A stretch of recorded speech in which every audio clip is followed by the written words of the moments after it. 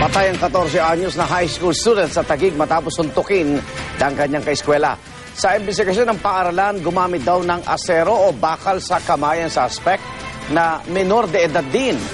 Bagay na kanya umanong itinanggi. Saksi si Ian Cruz. Ni sa hinagap, hindi nakala ng pamilya Habon na sa enrollment pa magkakaproblema ang 14 anyos silang bunso na si Jury na mauuwi sa kanyang pagkamatay.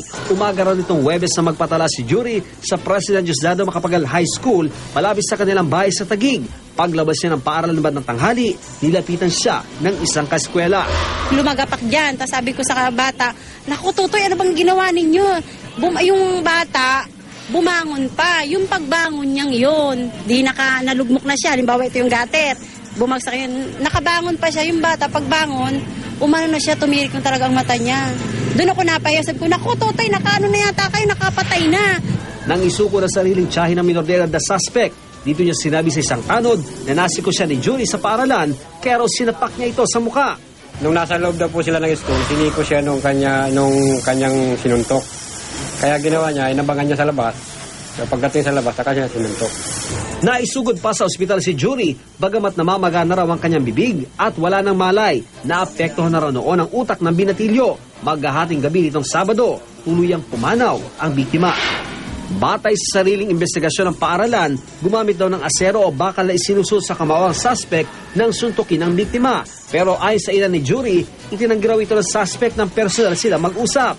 Ipinagtaka naman ng pamunan ng paaralan kung paanong nasiko ng biktima ang suspect dahil wala naman daw pila sa enrollment. Sapat din daw ang 10 ng security guard para sa seguridad ng mga bata sa loob. Pero sa labas, kailangan na raw nila ng tulong. Magre-request po tayo sa barangay po na patuloy na magronda araw-araw po dito sa paligid ng ating paaralan. Bagamat sa totoo po ay ginagawa na po nila ito. Nasa kustodiya na ng DSWD Taguig ang suspect habang hinahanap ang isa pa umanong kasama nito na menor de edad din. Kusa kang sumuko para mapag-usapan kasi diniin siya sir doon sa unang yung unang nahuli. Gusto ko ipaimbestigahan yan.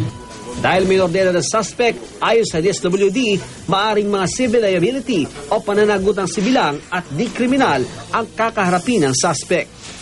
Ako si Ian Cruz, ang inyong saksi.